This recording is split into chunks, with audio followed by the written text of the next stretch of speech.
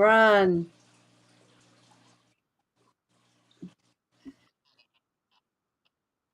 Okay, so Okay. just go ahead and go. Hi, everyone. This is the Mercedes Lucke Benedict show, and I'm your host, Mercedes. And I have in the house with me, and I'm literally in my house tonight, I have Dr. Kelly Renee Schutz Mhm. from Disembodied Voices on Paraflix TV. She's an author, she is a speaker, she is a paranormal mecca of amazement. Mhm. Hello, Dr. Kelly. Well, hello, Mercedes, and hello, everybody. Here we are. I can't hear you. You can't hear me. You should. Can you hear me at all? I'm on. I'm just My going to talk to microphone. Stan and see. Stan, I can't hear Kelly. I'm okay on my end. I'm okay. Here, I'm okay. Can you hear me, Kelly? Yeah. Okay. So, Mm-hmm. Kelly, while I'm waiting, I'll just, instead of like playing the game of can you hear me, can you not hear me, tell the audience, because I'm sure they can hear both of us. Yeah. Tell the audience about who Kelly is. Dr. Kelly, my friend. Talk Oh, about yourself. thanks for putting me on the spot. And by the way, my microphone appears to be working just fine. So once we get that figured out, that would be great. I am many, many things. I am a podcaster. I'm a TV host on Paraflix. I am an author. I'm currently writing a children's book and doing a children's video. I've got all kinds of things in the works, and I hope that this year I can add a few more things to the list. So, and now it looks like I'm here by myself. Now you see me. Mercedes, can you still hear me? Can you hear me? I think she's thinking, I don't know what to do Okay. here. So I believe that she has like this is going to be a really fun evening. Yeah. So this is actually great. Okay. So I believe that she kind of introduced herself. So what I'm going to do now is I am going to, I don't know what, this is like a game. I don't know what she has said, but I think I would like for you, Dr. Kelly, to talk about um, what is your most like what is one of the scariest things that have happened to you like in the last year? I know that you've had a lot of things that have happened, but I believe that you're going to be writing about this sort of thing. What is something that's really happened to you this last year that has been spooky? And then, since I can't hear you, why don't you take it into there and tell the audience the you have been on a roll with talking, going and traveling and talking and doing like seminars. Could you then talk about that? And I'll just be sitting here and I'll listen. Okay. So I will take it from here and then I will go you, which means you will talk. Okay. I don't know if she understood that, but this is going to be a very interesting night for both of us. So, anyway, let's see if she can understand my hand signals here. All right, so I'm going to start by chattering here a little bit. Um, she has asked me what has happened in the last year that seems to be relatively interesting or significant. Now, I haven't had anything real scary, but I have had situations happen that I have had to sit up and take notice about. So, if you wouldn't mind, I'd like to share with you a couple situations. So, the first one that I can share is that I went to Branson, Missouri. Any of you who have been to Branson, Missouri over the Christmas season or holiday would know that it's very, very beautiful out there. And I went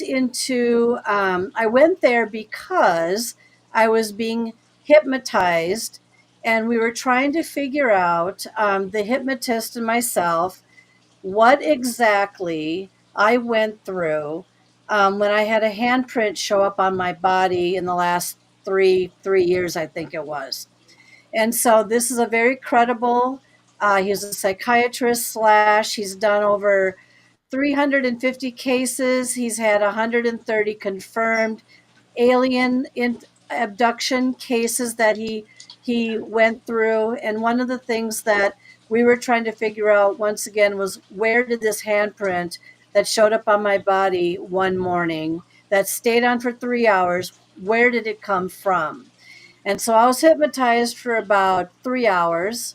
And basically, in a nutshell, the lights kept flickering so bad that we weren't able to get me back to the point of me actually visually seeing something. And so what happened after that was that he had to bring me out of it because I started to break down. So obviously we were getting close to the incident. And then from that point on, he brought me out. So unfortunately, it was kind of inconclusive. But one of the things he told me to do was to go into the Titanic Museum. Now, any of you who have been down to Branson, go into that Titanic Museum because that's very, very interesting. They did a very good job there. And what I experienced in there was, I had about four different situations because he said it was haunted. So I thought, well, I'll go in because usually if I'm around something, I'm going to activate. And I did. I activated the minute I walked through the door into the first room. And so anyone who's had experiences with apparitions or energies would be able to pick up in various locations various energies from being within that boat. And I did in about four different places. And what happens to me is I start tingling really, really badly. I start feeling sick. I start feeling dizzy. And so that was a real interesting experience because I wasn't really thinking that I was going to have that as much as I did, but I did from point A all the way out of there. But that's a very interesting experience. But now I'm going to point back to Mercedes for a moment. I do have another story to share, which I think you'll find interesting, but I'm going to point back to her to see if she's actually able to pick up anything from my conversation at this time. So I'm pointing back to her. I hope she gets the message. I don't think she's getting the message. You. Yes. Thank you. Okay, this is so fun. So I we're a know. good team. We're a good team. Okay, well, I'm not sure, Dr. Kelly, but if you could talk a little bit, I'm not sure what you said, but if you did mention this already, let me know. But Mhm. you're going to be a part of the documentary that I just finished with Mhm. called Shadows of the Desert. Yeah. And were you able to talk about that? You didn't talk about that just now, did you? No. Okay, perfect. So if you could you explain? Well, you could even delve in to the mysteries that you've already, in your own life with the children. Yeah. A lot of this was about discovering what is happening with these children and this land, and you were so kind to come and talk about that with me. Please go ahead and expand on all of that for me. All right. So that actually leads us into the next story that I'm going to tell everybody about. And this is very interesting because when I was being hypnotized, one of the things that came out of that with this gentleman, who, by the way, is an expert, this is the one in Branson, we talked a little bit about the types of things, apparitions that I attract because it seems like there has been a parallel with um, for a long, long time, and it happens every day. Children, and also, by the way, with animals, primarily with dogs. Okay, so let me tell you a little bit about what's been happening now because this is a good lead in.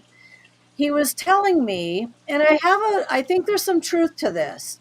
He was telling me that, let's see, sometimes beacons such as myself, because I'm a very bright star, I just seem to attract all this. So when I was in Titanic, it seemed like to me that every time I was around an exhibit that had something to do with a child passing away, unfortunately, on that boat. And they had an artifact there, for example, a shoe or something that maybe there was just a bunch of pictures of these children. And I started to activate and I started to get very tingly. um, there seems to be an attraction of children to me. So let me go on a little bit further because you might find this interesting. So lately, again, this is not the first time. It's happened to me several times. It's called the game of now you see me, now you don't. And so things, primarily my pills, they go missing and then they show up again about 2 weeks to 2 months later in a spot that they shouldn't be at all. And so I could share with you, and not only that, they have a sense of humor too.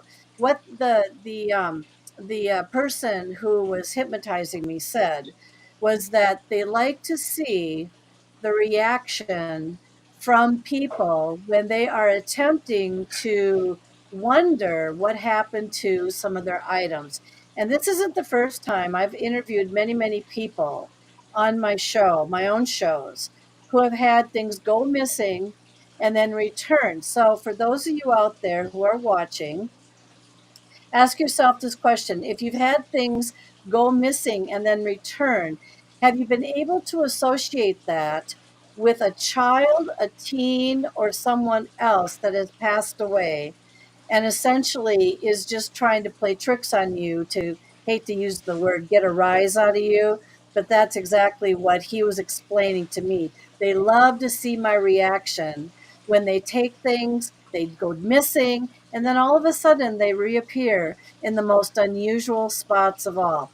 And so, what Mercedes is talking about, especially with her show, Shadows of the Desert, yes, I'm on TV, literally on that show, but there is a strong connection still, though, with a lot of the children that are disembodied that they didn't know how to cross over. And so they remain earthbound. And when they're earthbound, this is where they have a very difficult time understanding what it's like to actually pass over to another realm. So, anyway, now I'm going to point back to Mercedes. Back to you. Thank you. Yeah, Okay, I'm sure that was absolutely wonderful, and I can hardly wait to hear what you said. I know. What I would love, I don't think you've talked about this, but I would like to, I would have liked to have talked to you about your connection with otherworldly things, like with UFOs and with, talking to or understanding those things. Could you share that with the audience? All right. So basically, we're going to go right back to that handprint that showed up on my body. And what I'm going to tell you about is what happened when that day occurred. So I am in, it seems like I haunt a number of homes that I have lived in. So this house that I'm in right now is a brand new built house. The three previous homes that I have lived in have become haunted, or I've somehow activated them to become haunted. But my very last house that I was in started to act a little bit unusual. And by that, what I mean is that noises that couldn't be explained. Things were going on that definitely shouldn't have been going on. And so one night, what I was working at my desk, and essentially what happened is I went to bed around 2 a.m. and I laid down and was trying to sleep. And what happened here was that I woke up in the morning. Well, at first I smelt this really an interesting odor. And I thought, oh, this stinks. And I thought it was my husband's shampoo. And I tell this story all the time. Thought it was his shampoo. No, wasn't his shampoo. But what it smelled like was some really weird, musty rose water. And essentially from that, I pulled the covers over my nose And I went to sleep, and I was just, next morning, I was just going to say that was gagging. Anyway, the next morning I walked into the bathroom, and of course I looked in the mirror, and on my chest right here, except the hand was upside down, elongated fingers. This one was actually crooked, and it was not my hand. And it stayed on my body for 3 hours. So I was in a panic because it looked very reddish purplish. And so I went downstairs, said to my husband, look at what is on my body. And he was just, I mean, we were both horrified. Anyway, it didn't like disappear or vanish slowly. It just, after 3 hours, it just went from blood red purple to gone. And that is what started my journey in trying to figure out what has been in my house, what came into my house, what did I attract into my house. And about a year, I would say, for about 5 different psychic readings, I had different explanations. I had, it's an old woman's hand. She mistook you for someone else. I had, it's an alien. It's a succubus, something more on the demonic side. I had, it's your own hand. I ruled that one out. And then I had this other one that came to me, a mantis being. And so, how that came to me was probably about months later. In my dream, I thought I was seeing in my dream a human person walking away from me. And then it stopped, it turned around, and it had a black COVID mask over its face, literally. And it had these big eyes that looked like a mantis being eyes. And it freaked me out so badly. I woke up in a sweat. My heart was beating. It was absolutely terrifying. I never saw it before, never saw it after, and I never saw anything like it. It was just absolutely unbelievable.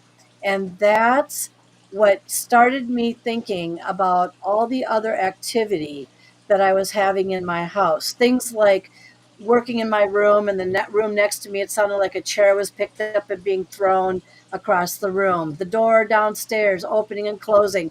Any of you put in infrared cameras? I have infrared cameras. These orbs, very, very intelligent. They knew exactly where they're going. There, it wasn't dust or moisture, any of that hooey stuff. I could literally see these things wiggle down the hallway. I could see these things coming up to the camera and then backing off and then wiggling itself out a window. Very, very interesting. So I had two psychics come in, and they identified two places of where two portals were. And so they had determined, and they were right. One of the portals, guess what, was over my bed where this handprint showed up. But it doesn't stop there. There was one other incident, and that incident was when I was laying in bed one morning or one evening, and it was like 3 o'clock in the at night, a.m. And it sounded like, and I kid you not, it sounded like some kind of a, not a kind of a craft. Like, have you ever watched Star Trek and they go to the, the platform, or beam me up, Scotty, kind of thing?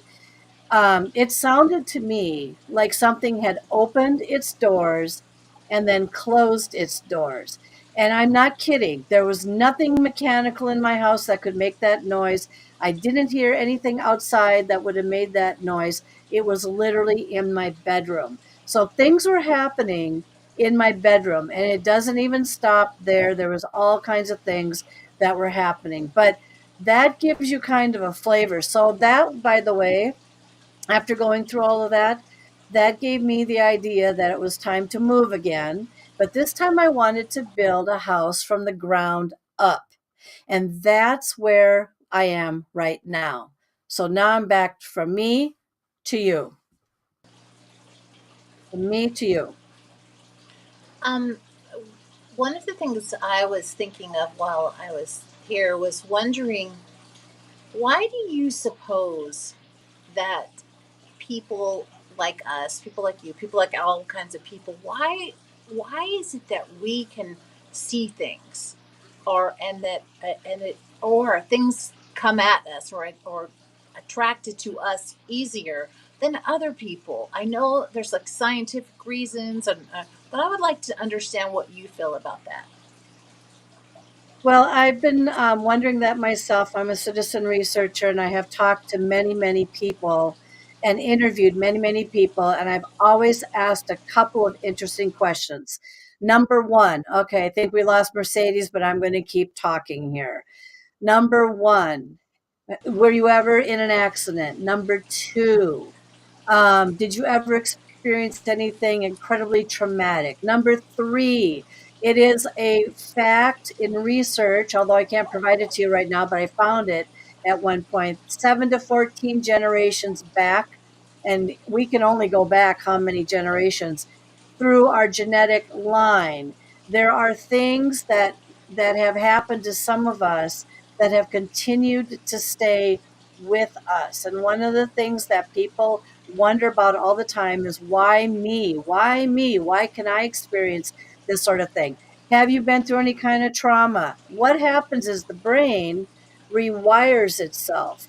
And so right here is the pineal gland, which already is like, it's kind of like a lighthouse, ringer, it sends off some kind of energetic message where people can, or not people, somehow these apparitions can pick that frequency up. What has happened though, that when there's any kind of a brain injury or whatever, or any kind of traumatic experience, the brain inside rewires itself. And what it does is sometimes it taps into an area that we're only using 10% of our brains, really, technically. Good luck if we get to 20%. But some of us are using a lot more than others, and part of the reason is because of some of these interesting experiences that we have gone through. I just interviewed a man, by the way. He is absolutely unbelievably gifted. And what happened with him is he fell down at a young age and he got a really bad concussion, and he didn't know anything about himself for days, and then all of a sudden he kind of came out of that, and the next thing you know it, now he says he can talk to dead people, but what I really think he can do is he's very gifted. He's very, I even had him do a reading on me. He can actually pick up things about your relatives and you that he has never ever been able to do before, and he used to be a skeptic, and so was I.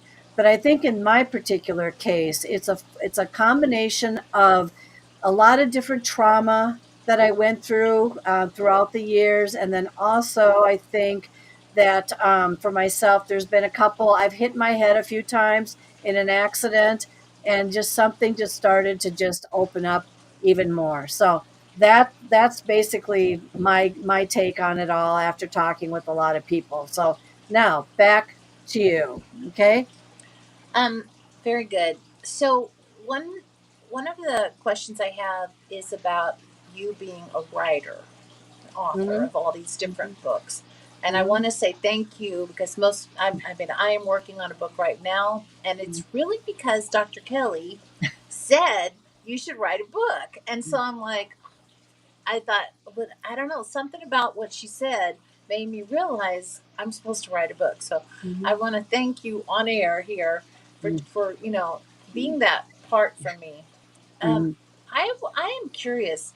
How do you? What is your writing style? Because you have so many different books, and you can even expand on your other books that aren't mhm, about haunting. You have so many things that you do. mhm, There's the thing with you have something like you do with your husband. I can't remember the name right now; it's just blank. mhm. But you do so many things. Could you talk about how you write? What what is your kind of craft, Mhm. and what inspires you to write? All right. So I know she's not going to be able to hear this until she rewatches this program, but I'm going to kind of give you an idea as to where it all began for me. A long, long time ago, believe it or not, when I was in my 20s, I went to a psychic. And the psychic had said to me, "You are going to do something with writing someday." And I laughed at her. I said, "You're kidding me. What on earth," I said to her, "am I going to write about?" I mean, I was 20, maybe 4, 26, something like that. And I just put it on the shelf because honestly, I didn't think I was a good writer back then. I had no clue what she was getting at, and then all of a sudden things started to open up a little bit more for me. The very first book that I wrote was about all the experiences that I have had since a very young age, and it was a paranormal book. And the reason why I wrote that book was to do it for therapy for myself, but I felt it was so interesting that I put it out there on Amazon. And that, believe it or not, is where the ball started rolling for me to have interviews.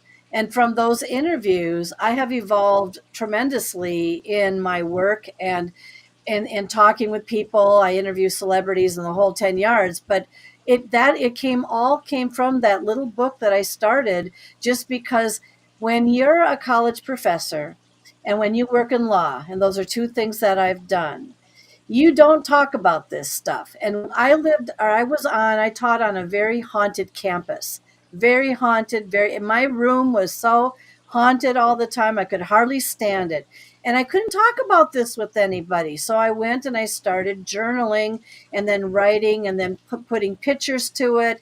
And so what Mercedes is asking is then, what's my style? Well, that style, it was conversationalist. Okay, so now she's getting at, but you do other kinds of books. Well, I do what I am channeled to do. So if I have something say to me, I think you should write a cookbook. You should see, I don't even cook. I mean, I do, but I don't cook like that. I have written 11 paranormal books about my experiences. I have written 6 cookbooks, which I sell in a tourist shop. I was channeled, and I kid you not, I was channeled to write 2 whodunit murder mystery books, which I don't take all the credit for that. It just came to me, write these books. I have never read a whodunit murder mystery ever in my life. I'm currently writing a children's book. Maynard and Mildred is what Mercedes is referring to. And that my husband's Maynard, I'm Mildred. We voiced this out 6, 7, 8 years ago. I turned it into a screenplay. I am now making it a pictorial book of Maynard and Mildred, and I'm having a video animator create a short film movie of Maynard and Mildred. And so things are evolving from not just books, but they're evolving now to film. And so I'm a very creative source, and that's my project that I'm working on right now. And so my style, Mercedes, is essentially just creative work, whatever channels through me, very conversationalist, very interesting stuff that's creative. That's kind of the flavor that I go by. Nothing very technical, something relatable, something people can understand. So, Thank you, Dr. Kelly. What another question I have is, could you talk about your upcoming guests on the Paraflix TV? All your different, you've got a lot of people that you've got coming up for your new season. Talk about your seasons, and then talk about some of the the past that really maybe were your highlights. If you haven't already shared, share. You know what happened. When did you begin to get onto that show? And it mhm. is a very big success. So congratulations for that. Yeah. Okay, so she just asked the question that I sort of kind of touched on. It's almost like Mercedes and I, we do have, she's in Arizona, I'm here in Minnesota, and we have this very interesting connection. So when you rewatch this, Mercedes, it's kind of interesting. I've already kind of answered that, but I'm gonna get into that for you a little bit more.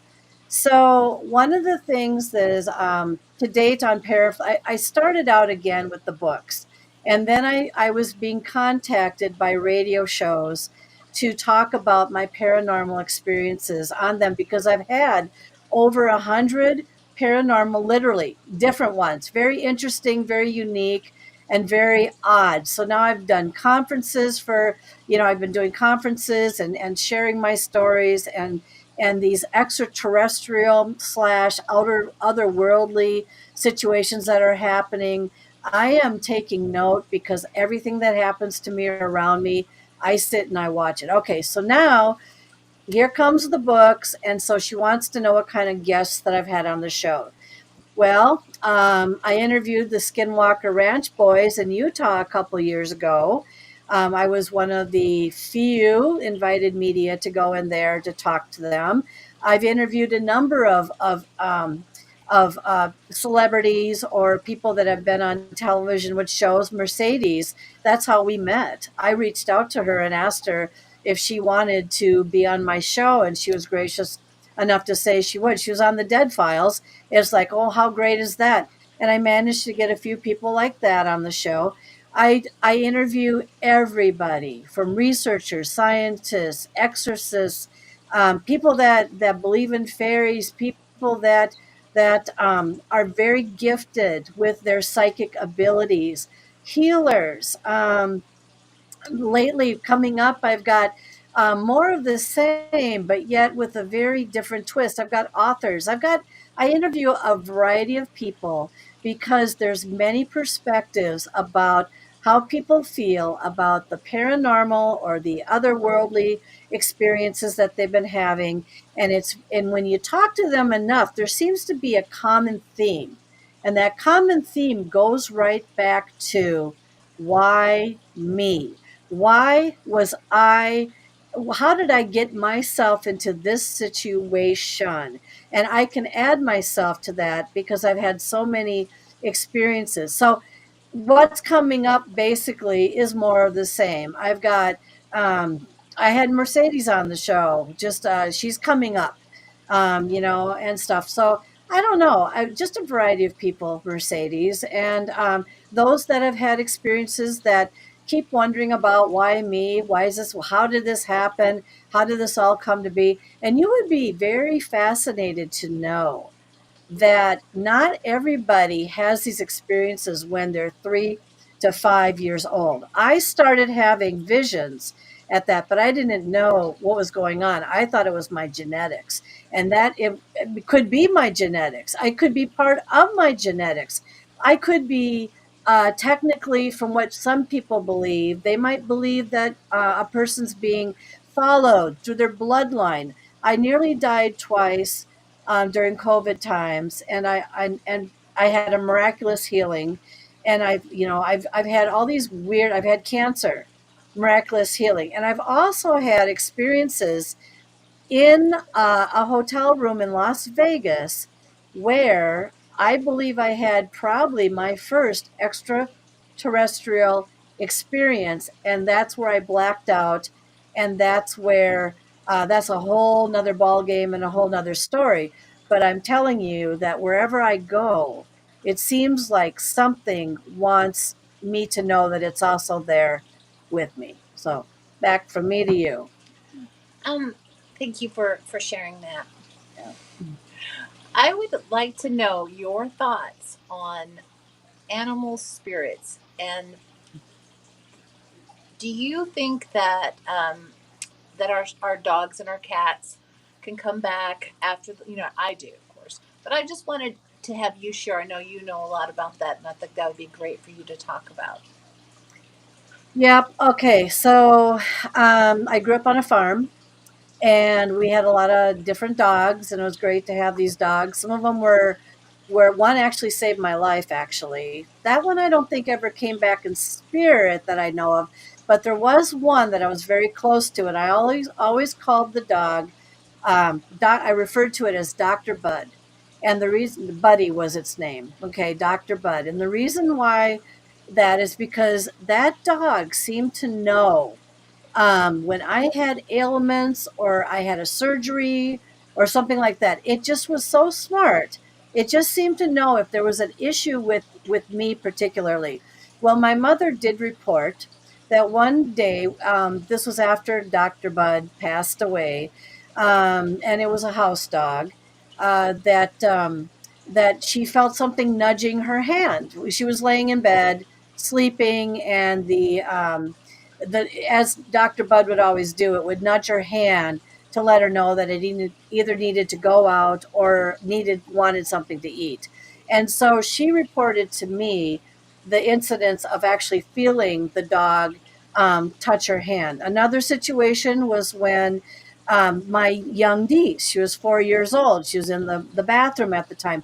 Their dog just passed away. And she saw it in the doorway when she was in using the bathroom.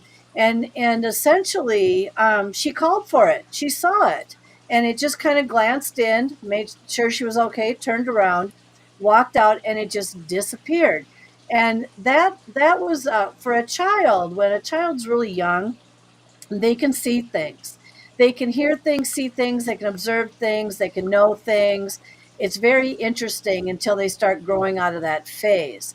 I myself have had a dog, a ghost dog, walk on top of me when I was at a hunting property in Europe. I believe it was in Wales, where he stayed at this house. The hunter he had 80 hunting dogs that he buried on the property. The window that night we left open. I don't think that would have made any bit of difference. There was something that came in and it started crawling on top of me.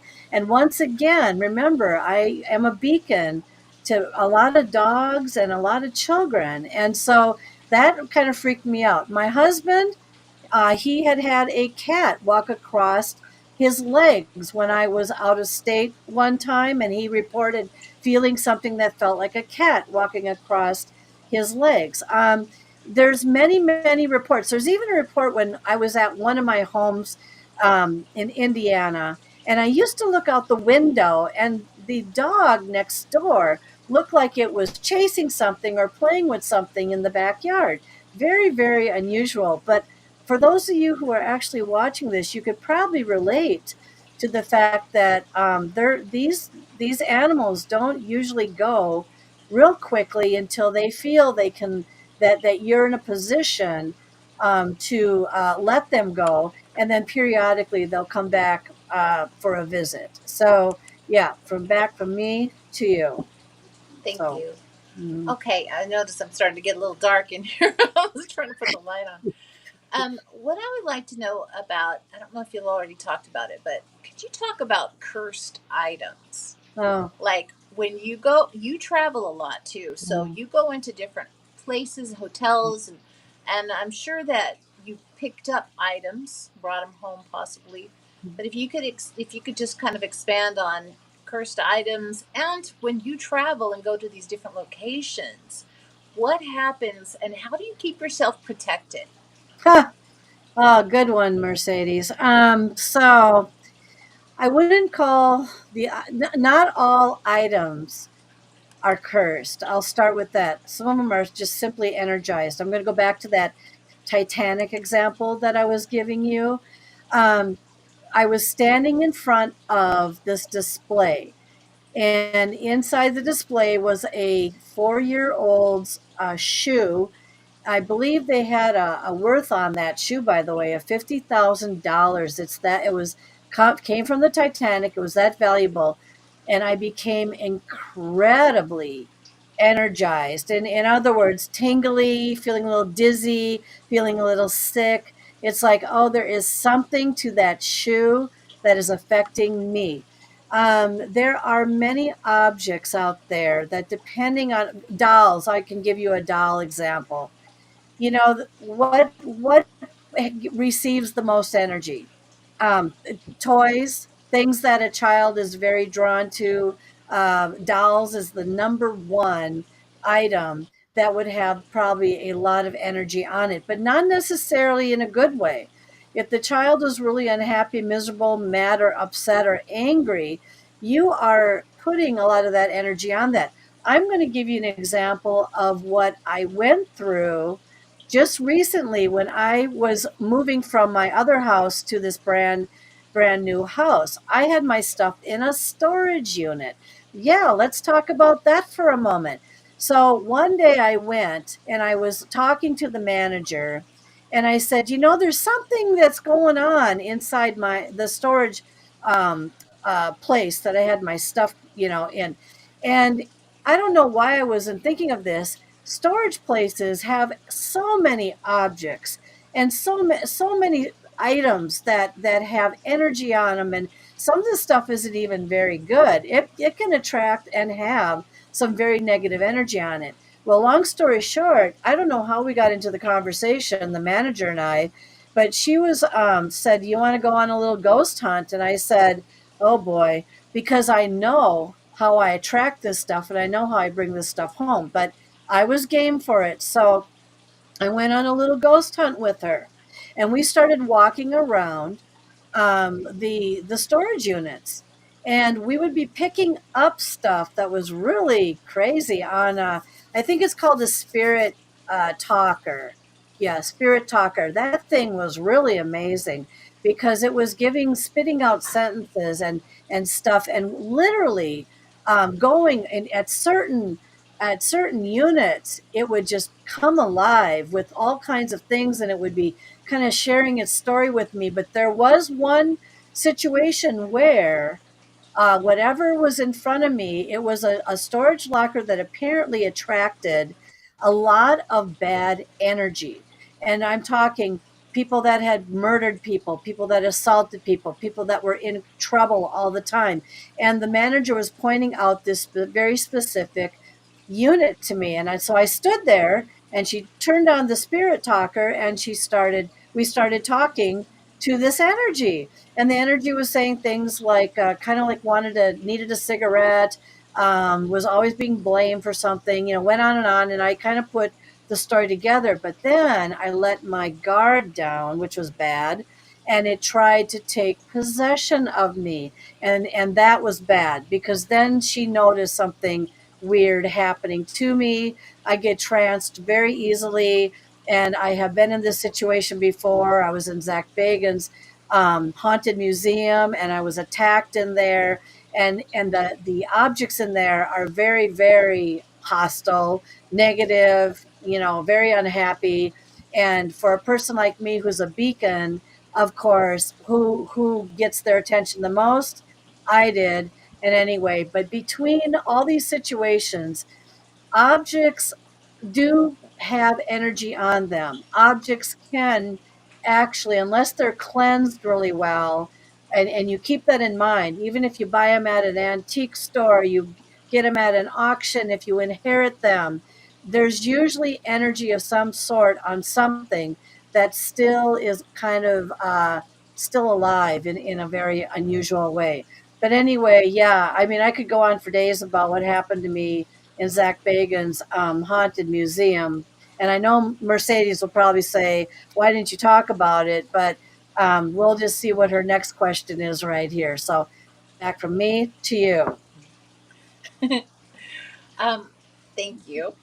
Hmm. What I would also like to know is, do you think that people that have been sexually molested or child abuse or things like that, what do you think that though that do you think that sometimes opens us up to the paranormal, or is it just, what do you think? What do you think about that?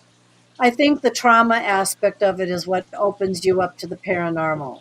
And when I talk about trauma, I'm not talking about huge, like it doesn't have to be shocking trauma.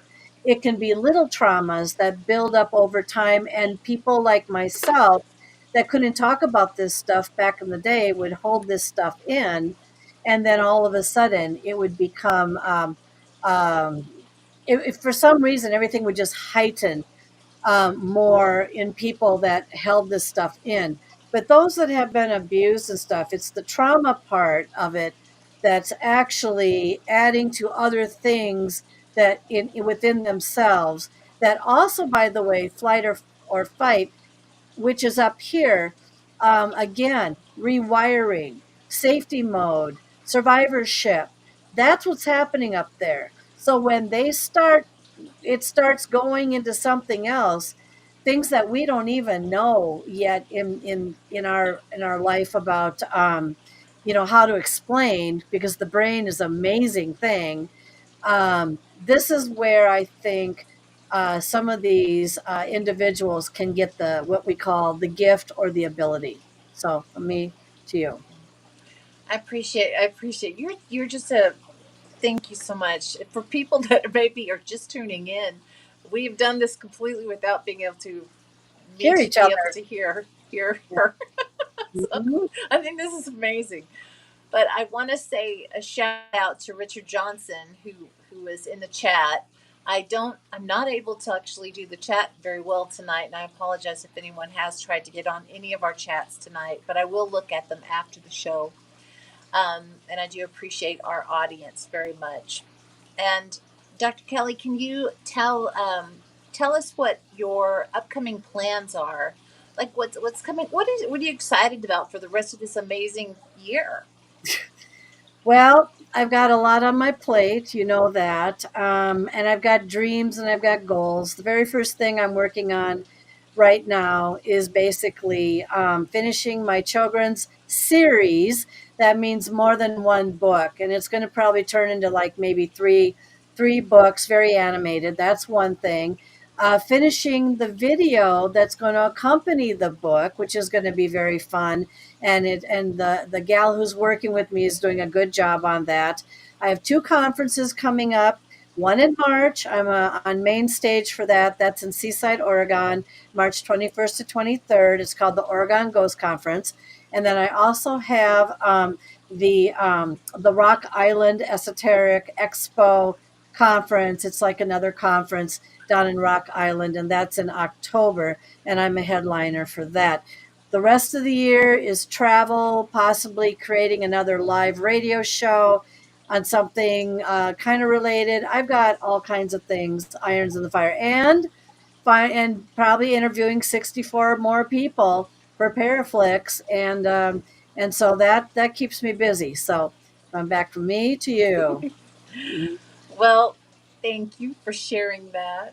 Mhm. And I want to thank everybody for watching or supporting us. And definitely want to thank you, Dr. Kelly, for being on the show with me tonight. And I hope that you'll come back again, and maybe we could have a redo of this. Yeah, actually, Maybe I could here. just be on the telephone and I could be talking to you at the same time. But you know what? That's what happens. It's showbiz, right? Like we're in the showbiz kind of in a way. So that these I mean, it's a miracle Mhm. that we're even able to be on, I think, personally. I mean, I think it's a miracle that we're even doing this. So I definitely want to say thank you for being here, and I hope you will come back. And I'm so looking forward to be on this coming upcoming season. I'm so excited. I think our interview was really great. I'm looking forward to it. I also love you have so many people I know that are going to be on it. Um, Lala, Lala Bright, and Mhm. Bob. Is Bob going to be on too? Bob's going to be on, right? Yeah. Mhm. Bob McGuire and Lala Bright from Orbis Paranormal, which I love them. Then we've got Archbishop Ronald Fell Enright that Yeah. is with us on the Unseen Realm. That's his show. He's going to be part of you guys. I think there's somebody else. I can't remember who it is, but there's some other people that I actually know. So Yeah. it's really exciting. I'm excited to be a part of that. And I just want to thank everybody for watching this tonight, and those that are going to watch it in the future. We thank you too. Mhm. Please check out Dr. Kelly Renee Schutz and Yeah. the Disembodied Voices on Paraflix TV. And hey, look up Paraflix TV because they had some issues that happened, and they got it back going. They're doing good. I mean, we need to support that channel. It's a great paranormal channel. Um, and so support them, support Dr. Kelly, look up her books. She's an amazing author. Go to her events. She's Mhm. amazing, everyone, as you can tell. There she is right there. And And I just want to thank everybody. Dr. Kelly, is there anything that you would like to say before to close? You can close this out if you'd like. No, all I want to say is thank you, Mercedes, for having me tonight. This was a very interesting way of going about an interview, but I'm going to tell you, I think we pulled it off okay. So, anyway, from me to you. Thank you, everyone. We have so enjoyed tonight. It's been quite an adventure, and I love adventures. So, good night, everyone. Thank you for watching the Mercedes Lucky Benedict show. Be sure to check out my music. Be sure to check out my YouTube channel and Kelly's YouTube channel. well, you don't have a YouTube channel, but Mm. everything that she has, she's on Facebook. So Yeah. just check us out, like us, subscribe to the channels. We appreciate you. Be sure to check out the Web Radio Network. There's a lot of great shows with the Web Radio Network right here. We're so thankful. Have a blessed day, a blessed evening.